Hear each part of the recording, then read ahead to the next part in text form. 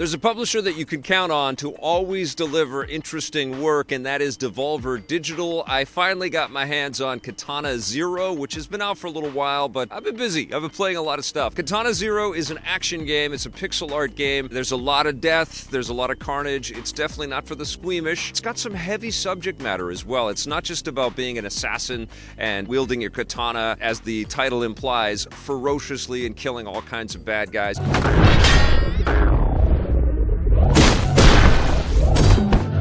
You get basically tasked with a bunch of missions, and it's all about defeating all of the enemies in a level before they get you. It's one hit, one kill, you gotta start again. And with your katana, you do have the ability to swipe and send bullets back at enemies, and you also have the ability to pick up different objects, knives and statues and smoke grenades and things like that, that will help you along your way. But it's not just about the action in this title. You are a character with PTSD. Subject Zero was your name, hence the zero in the title. You're a very troubled individual that's been affected by this war that's going on and has been going on, and this military kind of presence in your background. You visit this doctor type fellow who gives you this drug called Kronos, which clearly helps to tamp down some of your PTSD symptoms, some of the nightmares that you keep having, the hallucinations that you continue to have throughout the game. And so you visit this doctor, you get this drug, and the drug keeps you sane somewhat, but it also gives you the ability to slow down time, which is a game mechanic which you're going to need, because the enemies come at you pretty ferociously, come with machine gun fire and shotgun blasts.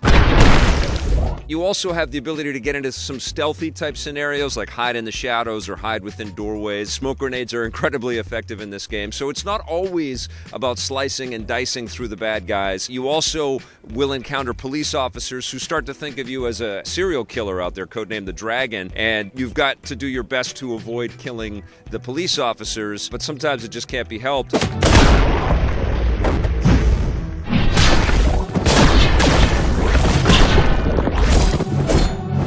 When you look at this game, it's got this sort of cutesy, pixely art style. Everybody's kind of got a big head and a kind of cartoony look to them. But it is some of the most gorgeous pixel art I have ever seen. Lots of really nice nuance in there. When you go back to Zero's apartment and the television is flickering and you can see the swords on the wall behind his couch, and you can see this sort of decrepit kitchen area, and he opens up the fridge and all he's got is fish heads in there. There's this sequence later on in the game where you're walking through this beautiful pixelated church, and you see all of these great pixel art stained glass murals as you're walking past them. It's really extraordinary work. And of course, all of the environmental art, these different nightclubs and prisons and slaughterhouses and mansions and things like that you're going to break into and slice your way through and kill all the bad guys in. And one of the standout sequences in this game takes place in a nightclub with music that's just pumping.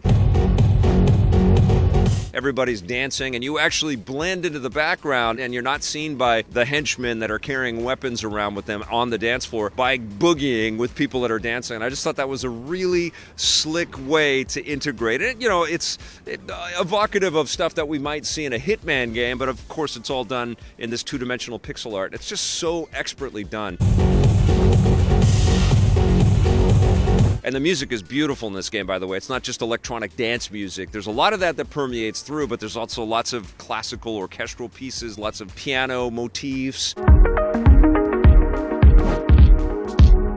Goes all over the place, which is kind of the impression that you get when you're in the shoes of this protagonist in quotations. He encounters a lot of dark stuff. Everything is so precise and perfectly positioned and beautifully rendered.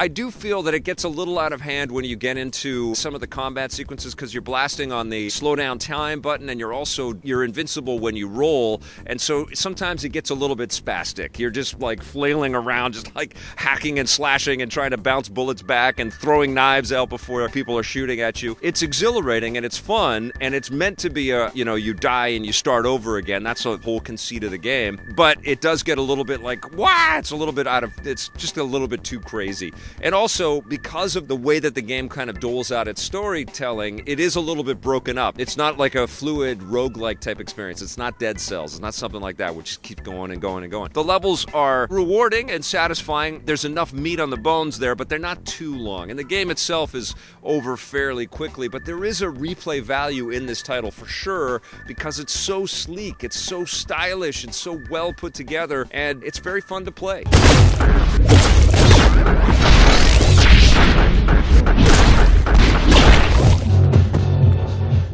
It's a very cool pickup, and if you haven't checked this game out, it's out for a bunch of different platforms. I played it on the Switch. I'm a big fan. Katana Zero is going to get an 8.5 out of 10 from me.